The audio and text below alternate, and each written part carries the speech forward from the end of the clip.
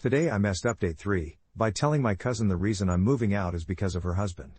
TW, sexual harassment. To begin, I'd like to thank all of those that have given me advice and shown support during this hard time.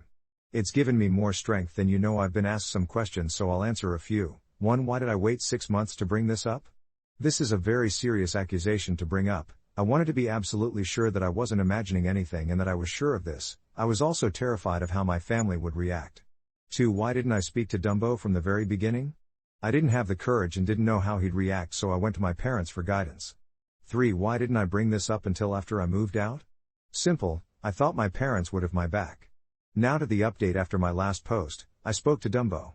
Even though many advised me not to, I caved and I confronted him. I recorded the entire conversation like many suggested and even made sure to send it to a few people just in case. Dumbo was quiet the whole time I spoke and apologized, even though he admits he stands by the fact he did nothing.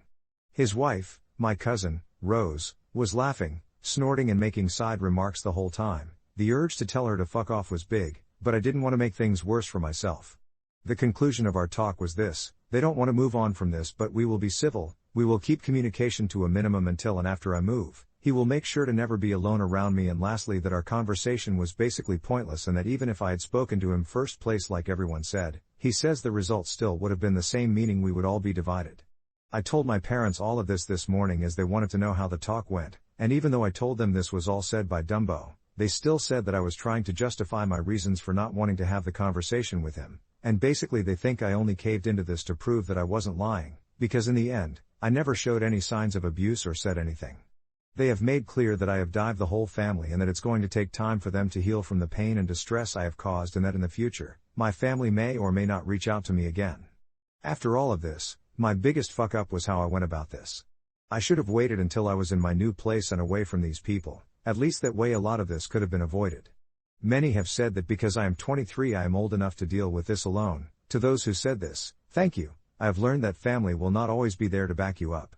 Speaking up will never be a fuck up, but the way you go about things most definitely can be, as you can see here. If I had done, said or acted in few different ways, I think the outcome could have been a bit different. In the end, I know I still have people that love and support me. My move out date is just around the corner and eventually my mental health will be okay. In the meantime I will focus on packing and being around those I love. Thank you once again for all your support. This will be my final update. TLDR, I fucked up by how I went about confessing to being sexually harassed and could have done things different.